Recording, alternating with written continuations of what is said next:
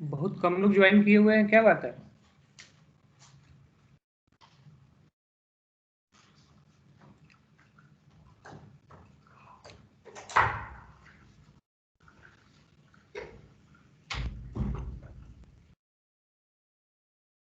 ठीक है, we will start with the class. Okay, so in the previous class we were discussing the defects, different type of defects we have seen.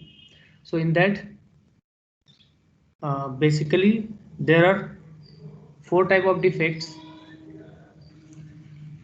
So one is a point defect, line defect, area defects, and volume defects. Okay, so point defects, that is Schottky and Frankel defects.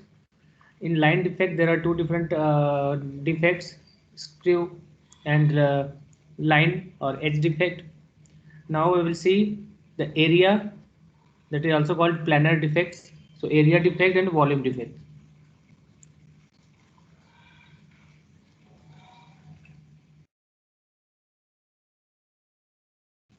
Okay, so in case of area defects, the area defects are basically represent some discontinuities or some irregularities in the substrate area, substrate region, or the substrate that we have made for the silicon. If the crystal of this substrate is having some irregularities or having some discontinuities, then that is considered to be an area defect. Okay, so there are two different type of discontinuities available for different crystals. So one is called twins, another one is called grain boundaries. Okay, so this area defect can occur in terms of twins and grain boundaries. Okay, so these are some modifications or some discontinuities or some irregularities into the crystal substrate crystal surface. Okay, so whatever substrate crystal is there, there will be some change. Okay, some change in their crystal structure. So that change will be in terms of area. Okay, and that will be represented by some irregularity or some discontinuity into the crystal. Okay, so first one is twin. So in twinning, this twinning represents a change in the crystal orientation across a twin plane such that a certain symmetry like mirror image exists across the plane. Okay, so in case of twins, as the name suggests, twins means it will be behaving like a mirror image. Okay, so one is having some area in area this twins area defect. If some pattern of the crystal is there, the similar pattern will be on the other side. Okay, so this is the normal one. If there is some uh, pattern, that is, suppose this is blank, this is there, then also the same mirror image type of structure will be there. So this type of crystal orientation, crystal representation will be considered as a twin area defect. Okay, so here some discontinuities in the crystal is there. Okay, there are some discontinuities. These discontinuities are being reflected two times. Okay, or it is reflecting in such a way that it is showing two different uh, similar error or defect two times. Okay, so it is giving you out twins of the defect. Okay, in the area itself it is showing you the two different defects of same or similar nature. Okay, so these are called twinning. Another one is grain boundaries defect. Okay, so in silicon the twinning is basically observed when the orientation is 1 1 1. Okay, so these are like the orientation of the silicon substrate in which the twinning defect will be available. So based on the crystal growth, what type of crystal orientation is being formed, that will be representing whether there will be a twinning defect or not. Okay, so in case of 111 plane uh, in the silicon, there will be a chance of twinning defects. In case of grain boundary defect, so this grain boundary defect represents a transition between crystals having no particular orientation relationship to one another. So in grain boundaries, like if orientation of a crystal is there, okay, if this is like structure, if another crystal is having some orientation like this, okay, so the orientation, it would be in similar plane, but it is in the next line, it is having the orientation in between the interstitial space. Okay, so the orientation is basically changed. Okay, so if this type of orientation will be there inside the crystal, that will generate a grain boundary. Okay, at this upper surface, suppose this is the lower surface and this is the upper surface, it will be generating a grain boundary. Okay, so this type of defects will be considered as grain boundary area defects. Okay, so these grain boundary area defects are more disordered than twins and separate grains of single crystal in polycrystalline silicon. So this is like more frequently observed area defect into a crystal. Okay, the orientation of this crystals have been changed, or it is having we can call it some mismatch type of structure is there. Okay, so this is basically most frequently occurring area defect. So these area defects appear during crystal growth, but crystals having such defects are not usable for IC fabrication and discarding. So these type of area defects, basically whatever defects we are seeing, these defects will be generated or observed while we are having the crystal growth itself. So from polysilicon, from polycrystalline,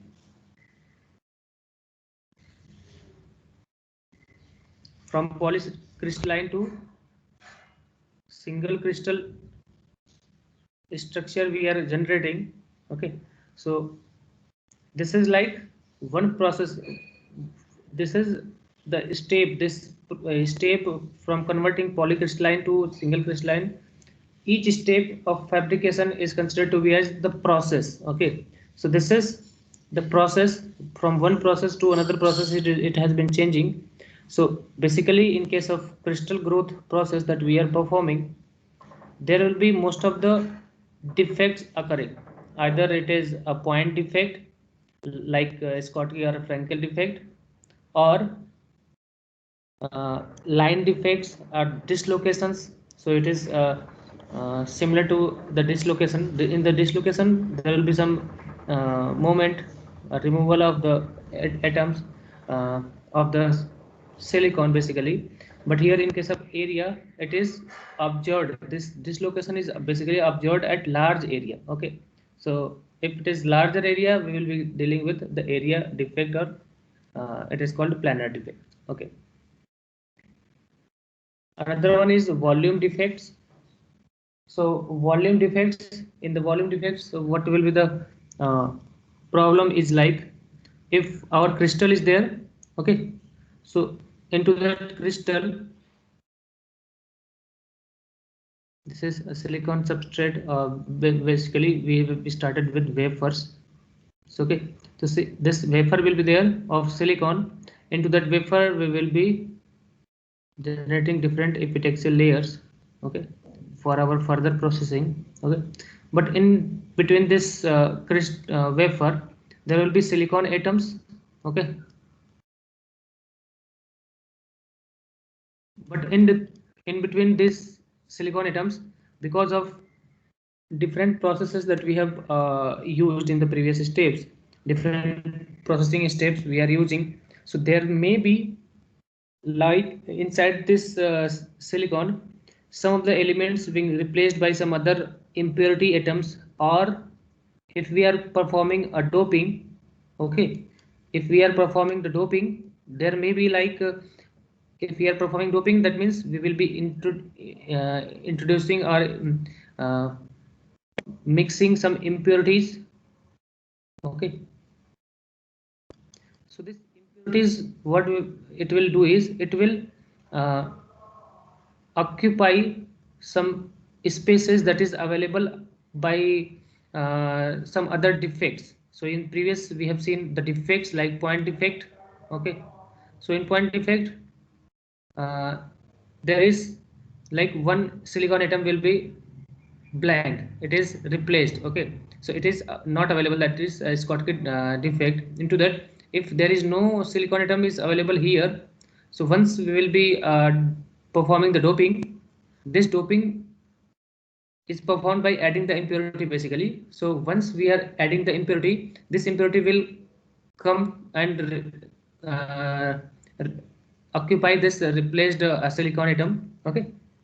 So this type of uh, mixing of an impurity to the substrate, okay, the crystal of the substrate, is basically called the precipitation, okay. So once there is some defect, because of some defect into the crystal, some impurities will be contained into that crystal, whatever available space into the crystal is there, because of the some defects, these impurities will remain inside this crystal, okay. So this is called precipitation. So precipitation of impurity has taken place, okay.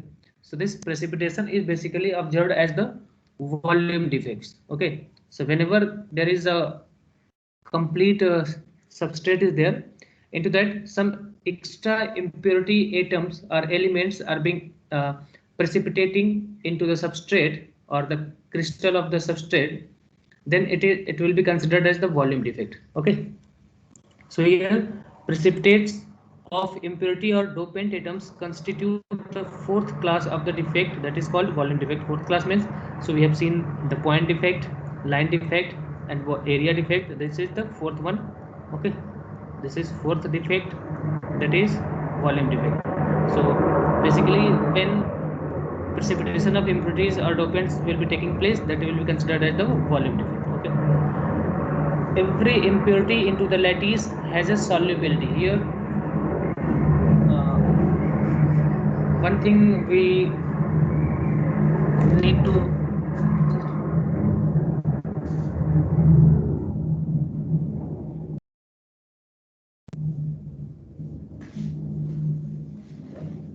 okay. So here once the precipitation of some impurities is being taking place, into that this impurity that is being dumped or precipitated onto the crystal of a substrate, this can have different solubility with respect to the lattice, whatever lattice silicon. Basically we are here dealing with the silicon type substrate, because silicon we are using for the silicon semiconductor we are using for the all the electronic semiconductor devices fabrication and IC fabrication. So here in case of silicon crystal is there, this extra impurity or the doping element that is added or precipitated onto the crystal, that will be having some solubility, like how much of the concentration can be soluble or completely soluble with the crystal of the silicon. So based on the solubility, this holds its properties, like whether it is completely soluble into the substrate or not, okay. So every impurity into the lattice has a solubility. So solubility here is, that is the concentration that the host lattice, so here host lattice is silicon lattice is there, okay. So silicon lattice can accept in a solid solution of itself and the impurity. So solubility here of an impurity is basically deals with how much of the impurity this host lattice can accept. Okay, so impurity, how much impurity can be accepted clearly into the host lattice. So suppose a host lattice is this type of structure. Here two spaces are blank. That means only two of the atom impurity atom can be soluble into this crystal. So suppose only this much is the crystal. Okay.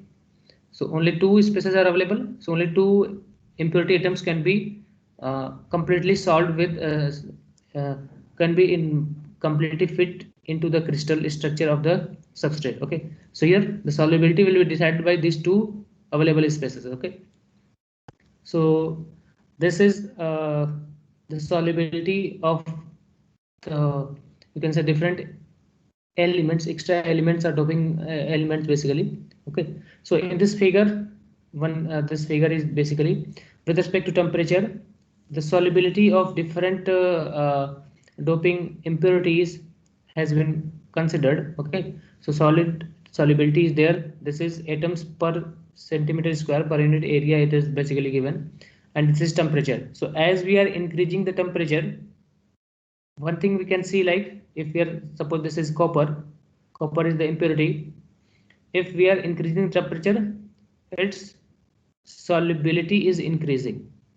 Okay, its solubility is basically increasing. Or once we can, in other words, we can say, like if we are decreasing the temperature, if we are reducing the temperature, the solubility will be reducing. Okay, so this nature, like if we are reducing the temperature, the solubility of a particular element is being reduced, then this is called retrograde solubility. Okay, so here in the, by this figure we can see like most of the elements, in most of the element cases, it is like once we are reducing the temperature, the solubility is being reduced. So this nature is called retrograde solubility.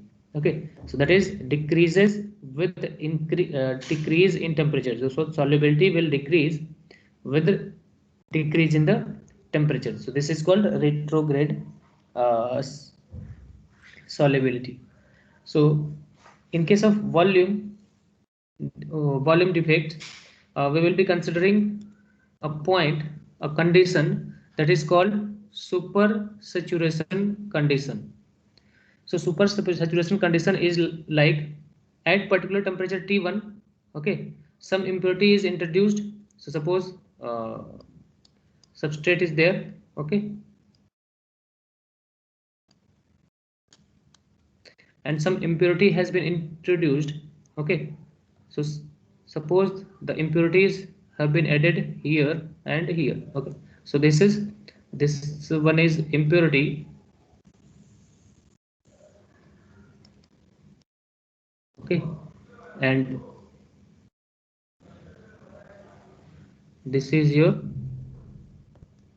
silicon atom. Okay, so at particular temperature, suppose T1, some impurity has been introduced into the crystal, and then if the crystal is cooled and it is cooled to a temperature T2 such that T2 is lower than T1. Okay, so if this is the condition, like at T1 we have introduced some impurity into the crystal, and once this impurity has been introduced, we are reducing the temperature of the crystal by using the cooling. Okay, so we are just cooling the crystal to a temperature T2. So in that case, what happens, in the previous slide we have seen, like if we are reducing the temperature, the concentration of this element or the impurity that we have added, that will be reduced. That means if we are reducing the temperature, the concentration will be reduced. So this was at temperature T1. Okay, so this was at temperature T1, but if at temperature T2, if we are reducing the temperature, so silicon crystal will be same,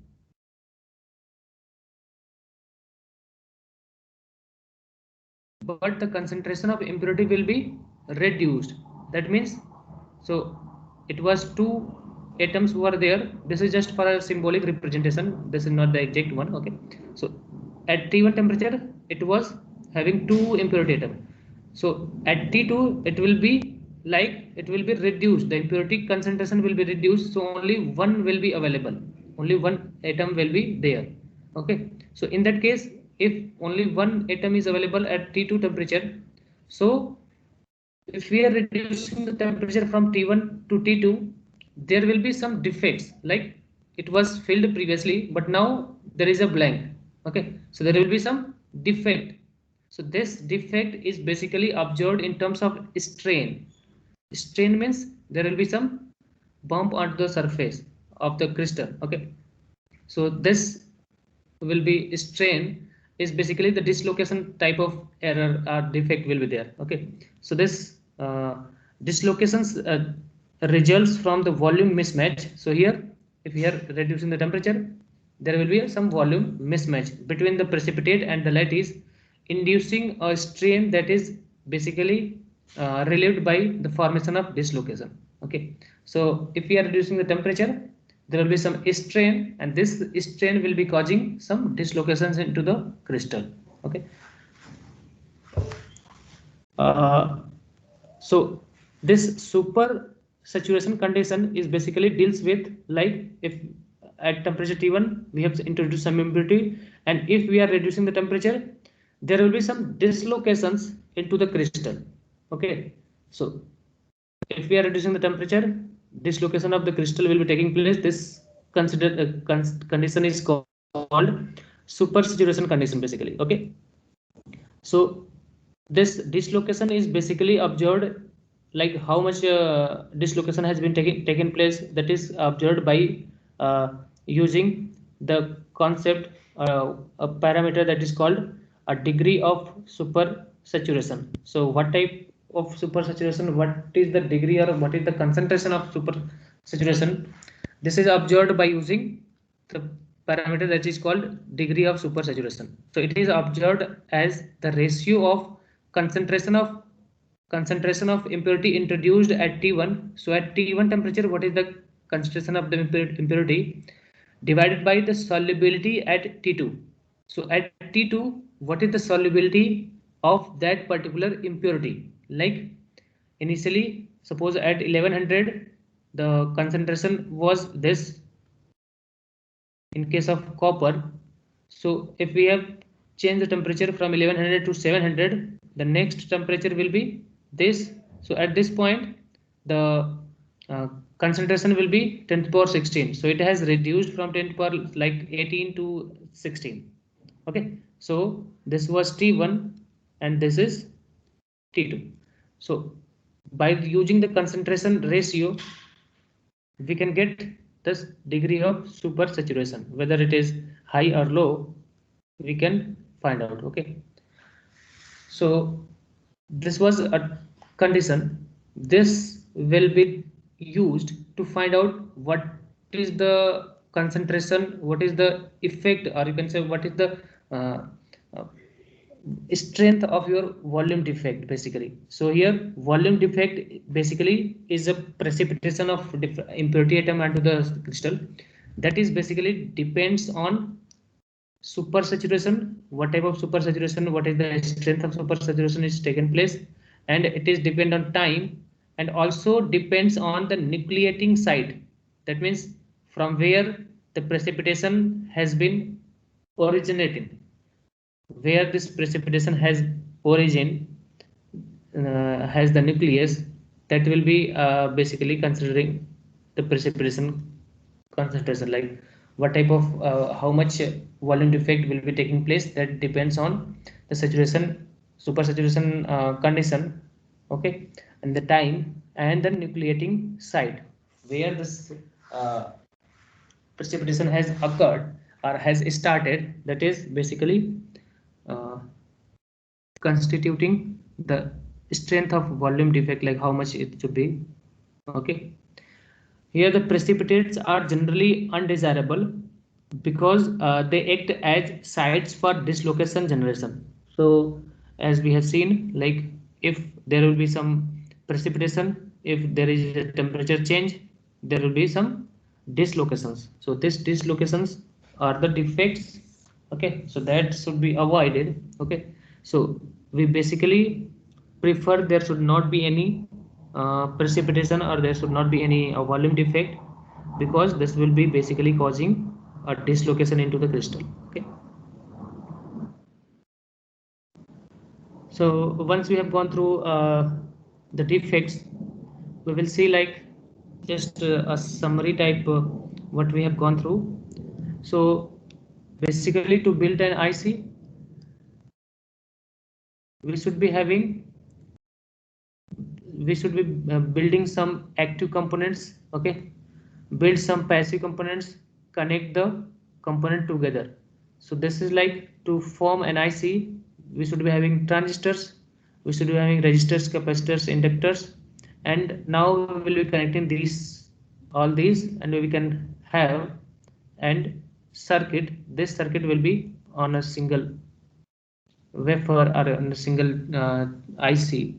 So this will be your complete IC fabrication. Okay, so here it has started with silicon crystal. Then after purification, after growth method FZ and CZ, we have obtained this silicon ingots, and then we have cut it this in terms of silicon wafers, and this cleaned or super cleaned wafers is obtained by using different processing wafer processing methods. Okay, so different wafer processing methods are there that has been used to get a super cleaned wafers. So these super cleaned wafers will be acting as substrate for designing any of the active or passive components or connecting wires. Okay, this is the general structure of an wafer. It has been divided into different blocks. This different blocks are called these are different blocks are basically deposited by using epitaxial layer. Okay, epitaxial growth, we will see that into the later, like how different methods are being used to deposit this epitaxial layer. So one of the region of this is wafer here. This is the wafer. Onto the wafer, it has been divided into different sections. Each section will be consisting of one IC, and this IC will be similar to this that we see into the physical form. Okay. Now we will see the next. Now next we will see the uh, epitaxial layer growth. Okay, the next slide will be for epitaxial layer growth.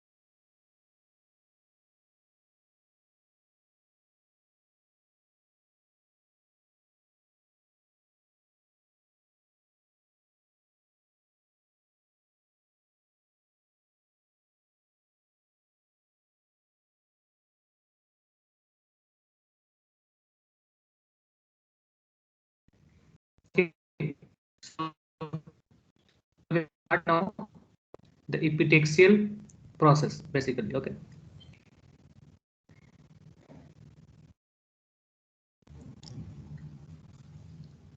So am I audible? आवाज आ रही है सभी को? Audible, sir. Yes, okay, thank you. Okay, so once we have grown the crystal, okay, after we have got the crystal, basic starting with the silicon, that is in the form of sand, we have converted it to a wafer. Okay, onto this wafer we can deposit different layers. Okay, so depositing different layers or creating area where we will be starting our further deposition of different layers is basically observed and obtained by using the epitaxial process. So here it will be called epi layer. Epitaxy, basically we can say epitaxy, or we can see the deposition of these layers are basically termed as epi layers. And this process is called epitaxy. Okay.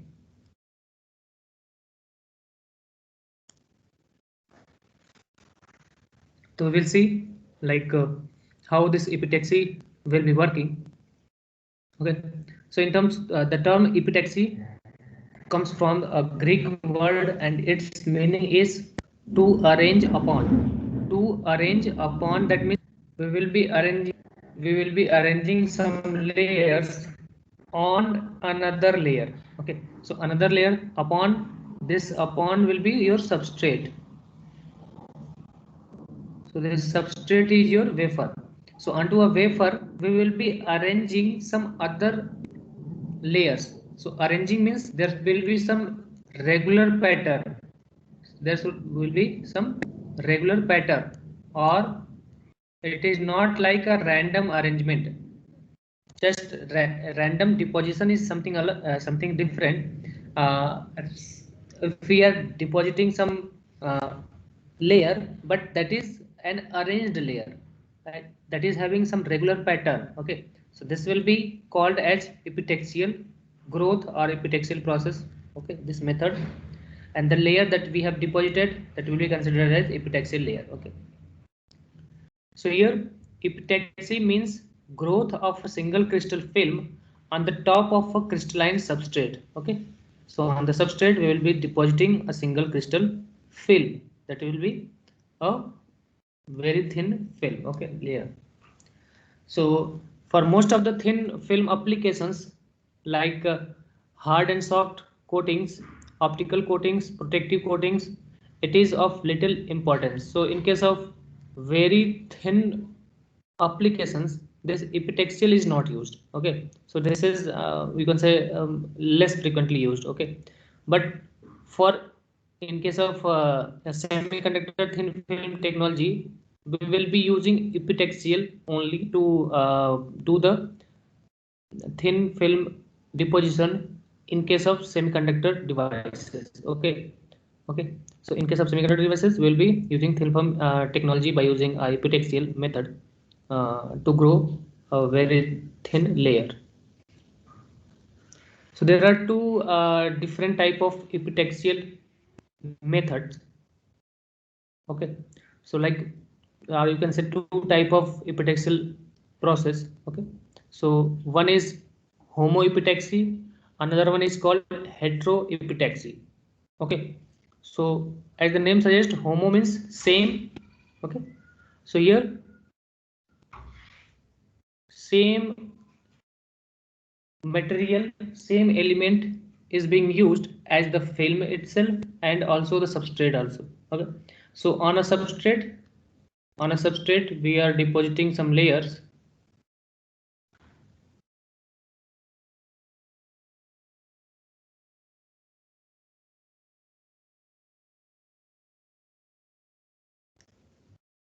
Just a minute.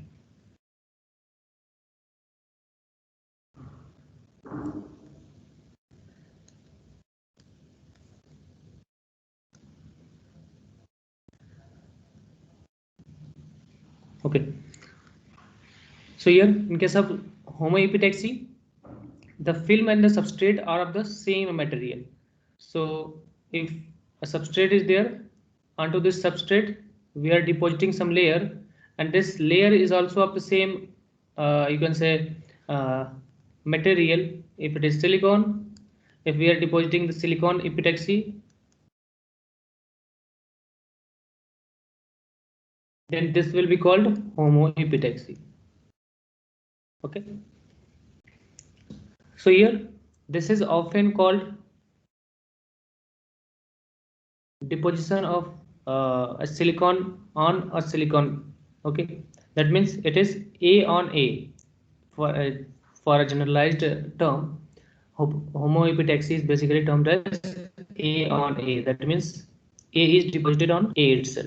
Okay, so epitaxially grown layers are purer than the substrate and can be doped independently of it. That means, so if a substrate was there, silicon substrate was there, this substrate is doped by another silicon layer. So one thing is important here, like whatever silicon substrate is there, substrate can be having some defects or some errors or some, can say, its purity is not that much, that can be of no issue. But if the deposited layer that we are depositing, a silicon layer or the epitaxial layer we are depositing, that should be in the form of its purest form. Okay, it should be a pure element that we are depositing onto the substrate. So that is for homoepitaxy as well as heteroepitaxy. Okay, so here epitaxially grown layers are basically purer than the substrate. Whatever substrate we are using, the epitaxial layer should be more pure, so that onto that some other layer should be deposited. So that will be its performance, the device that we are fabricating by using different layered growth, that will be having better functionality, or functionality that is free from any defects. So this was homoepitaxy. The next one is heteroepitaxy. So in case of heteroepitaxy, film that we are going to grow by using epitaxy layer, this film and the substrate are of different material. So for example, here we are growing aluminum or arsenide on silicon. So on silicon, if we are uh, depositing aluminum arsenide, this will be considered as a heteroepitaxy. Okay. Similarly, if we are depositing gallium oxide arsenide on silicon, so this is called heteroepitaxy. Okay. The next one is in case of heteroepitaxy, trying to grow a layer of a different material on the top of a substrate. This leads to unoptimized lattice parameters. So there are some difficulty in growing the epitaxial layer in the method of heteroepitaxy, because if silicon is there, silicon atoms are having this type of orientation. Okay, suppose this type of orientation is there, but another uh, layer or another uh, compound or element, single element or compound we are depositing, that is other than the silicon, may have some other orientations. Okay, so if it is this type of orientation of silicon is there, if the orientation of your deposited epitaxial layer is having some diagonal arrangement. Okay, so there will be some mismatch in between the lattice parameter of silicon, that was the substrate, and the lattice parameter of aluminum arsenide. Okay, so there will be some mismatch. So this occurred in case of heteroepitaxy. So this will cause strain or relaxed growth and can lead to interfacial defects, or basically the area defects. So in case of area defects, we have seen there will be line. In case of area defect,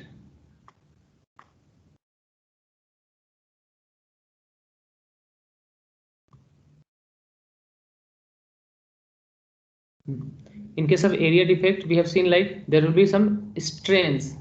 Strains will be there into that surface. There will be some grain boundaries will be there. Okay, so this grain boundaries will be generated if we are going with heteroepitaxy.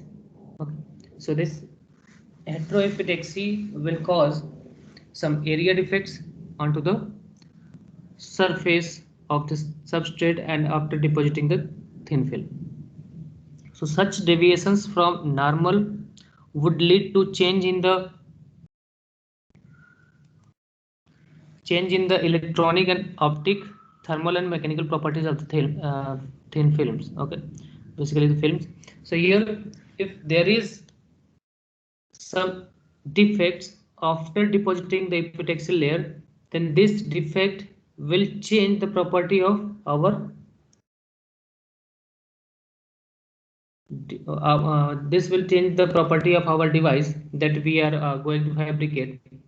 So based on the type of deposition we are performing, we should be performing such that uh, the deposited layer, the EP layer that we are epitaxial layer that we are depositing, that should have the structure or the orientation of the crystal similar to the silicon itself. If it is similar to silicon, it will be having better performance. Or sometimes what happens if we are requiring to change the property in our desired manner, and to that to perform that, if we need to deposit a layer that is having different crystal structure than the silicon, then also sometimes it is this will be a disadvantage, and sometimes it can be a advantage also. So heteroepitaxy, based on the application or based on the requirement of the device functioning, we will be using either heteroepitaxy or homoepitaxy.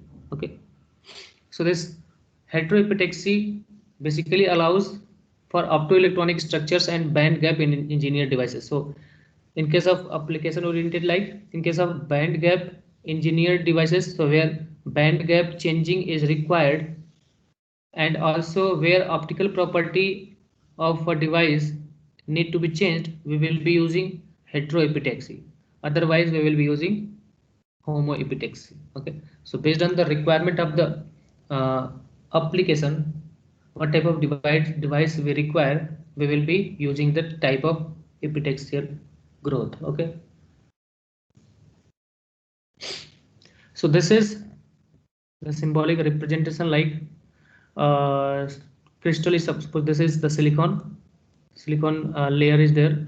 Onto that we are just depositing different layers of the EP layers. Suppose EP layers we are depositing, and these EP layers are deposited that is having some random orientation than the silicon atom. Okay, silicon. So this silicon layer is there that is oriented in this way, but the deposited EP layer is having some another orientation. So this type of processing is not considered as epitaxial. Okay, so in the epitaxial, the deposited layer should be having similar crystal properties with respect to the substrate itself. Okay, so substrate is having this type of orientation. Okay, so the similar orientation should be there for the epi layer also. So this is called epitaxial growth, and this type of growth is not called epitaxial growth. Okay, so this epitaxial growth should be an ordered, should be an arranged one. Okay, and it is of crystalline growth. Okay, so we will be growing the crystals that will be having an arranged manner. Okay,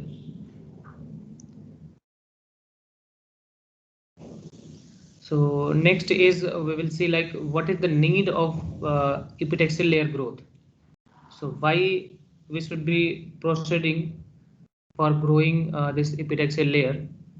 So here in case of silicon, while silicon is not the ideal material from an electronic and optical point of view, its abundance, ease of processing and availability of a good native oxide have made it a backbone of semiconductor industry.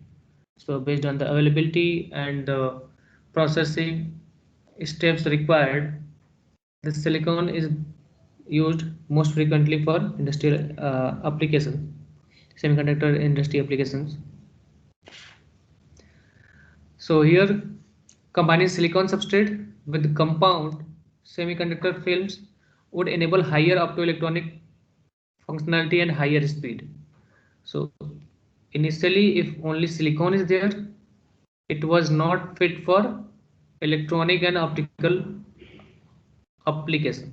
Okay, but if this silicon is mixed with or uh, it was combined with some other type of layers or other type of materials, its optical and electronic properties has changed. Okay, so this has changed by uh, performing different process that is going to change the property of silicon.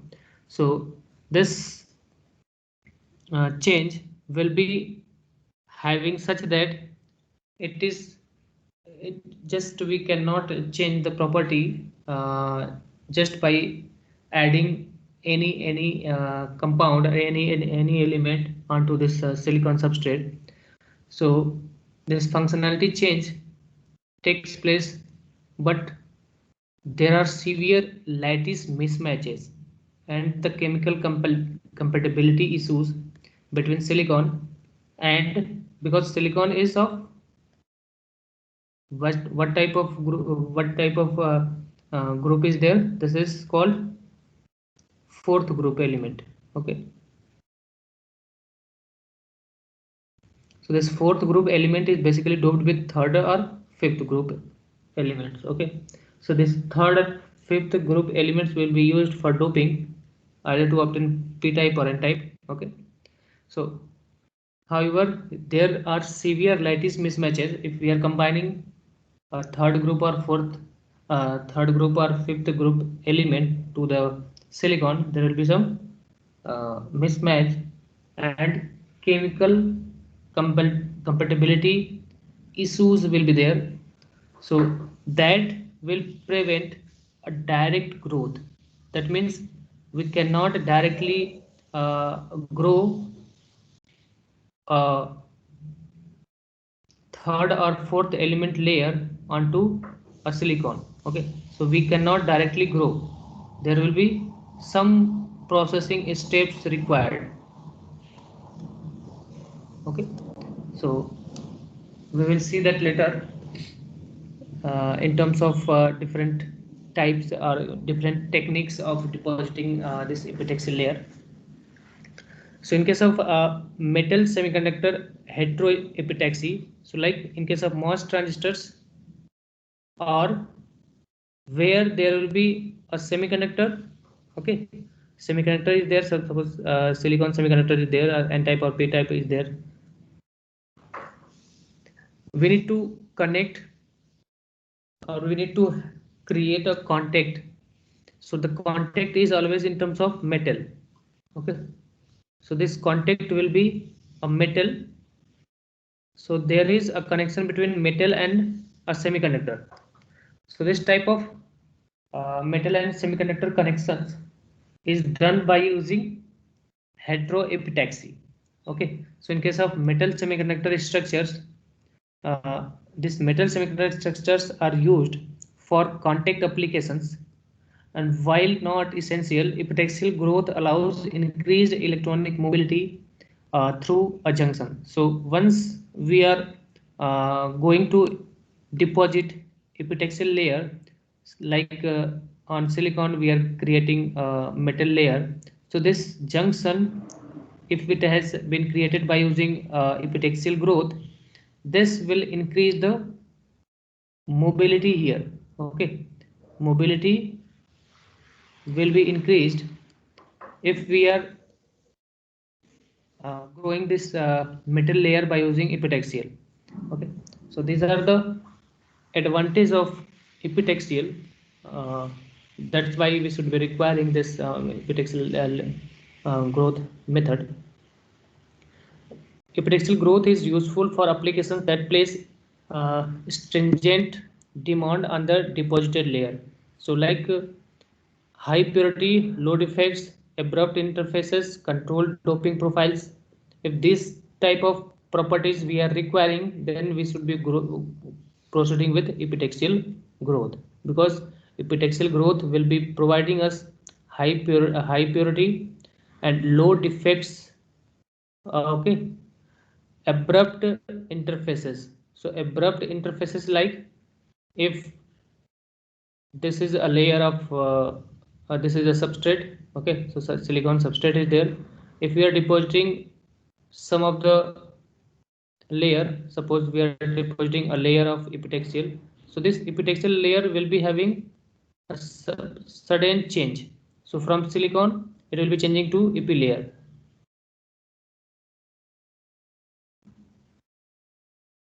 Okay, so this sudden change is called abrupt interface. So like it is not like if we are mixing two liquids. Okay, so suppose two liquid is being mixed.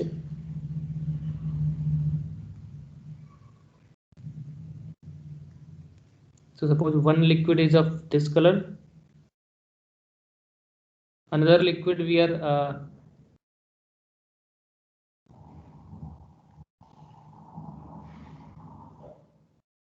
suppose another liquid we are mixing. So this is suppose a green one. Okay, so it is not like it will be its interface will be here, it will be red, and here it will be green. There will be some mixing. Okay, so here green and red will have been a mixed type of layer will be there at the interface. So at the interface red and green will be mixed. So this type is not called the abrupt. This is not abrupt. Okay, but this type of interface where after a point the other side will be another element, another layer, and after that below this there will be some other. So this is called an abrupt interface. So this type of abrupt interface is deposited by using epitaxial layer. Okay, and also there will be high repeatability and uniformity, safe and efficient operation. So in case of if we are using epitaxial growth, this type of properties will be shown by the fabrication device that we have obtained. Okay, so because of this type of properties, this epitaxial layer should be required for the fabrication of any devices. Okay, furthermore we can see like in case of engineered wafers, if we need to change the wafer that we are getting, instead of silicon only the wafer, we can have clean flat layers on top of less ideal silicon substrate. So on the similar, like we are depositing on the silicon substrate, we are depositing some clean and flat layer of less ideal uh, silicon substrate. And also on top of the SOI structure, like SOI is there, semiconductor oxide insulator. Okay, so these are the different three different layers. Like MOS is there, metal oxide semiconductor. So similarly semiconductor oxide and insulator, this type of devices are also there. So this can be done by using epitaxial layer growth. Okay, silicon on sapphire. So on sapphire if we are growing silicon, that can also be possible by using epitaxial. So these are called engineered wafers. So we are generating wafers that is having this type of property. In case of CMOS structures, the layers of different doping concentrations can be deposited, because in case of, suppose this is BJT, this is BJT, and suppose there is some, so this is its internal structure or more complex structure. This is normal BJT structure. So here different layers can have different doping profiles can be deposited by using this epitaxial layer epitaxial growth method. So in case of MOS, in MOS also we see like this is the substrate. Okay, so this is p-type substrate. Onto that we will be depositing n plus and n plus, and then gate. Okay, so this type of depositions of different concentrations can be performed by using this epitaxial layer growth. Okay, so one of the method, one of the example here is like in case of NMOS or different either in case of BJT also, to avoid the latch up. Latch up is the current that is you can say reverse bias current that is generated like here. If it is P plus region is there, this is N region is there, there will be some PN junction reverse PN junction current can be flowing between this causing the leakage. So this is called latch up. So to avoid this latch up, there is an extra layer of P minus we can deposit. So here P plus is there. We near to this N plus region we can deposit a P minus layer. Okay, so this is P minus layer that is deposited to avoid this latch up current generation. Okay, so here the latch up will be very less, the strength of latch up will be less if we are depositing it by P minus layer near to this N plus region. Okay, so this is called P on P plus type of deposition we call it. Okay, so deposition of a lower P type concentration onto the P plus region is considered as P on P plus. Okay, so some other advantages of epitaxial is there. So these are the advantages that cause the epitaxial layer to grow such that it can have advantages while fabricating our devices. So next one is epitaxial growth. Different steps need to be followed and parameters that are important while growing the epitaxial layer. So these points we will see into the next class.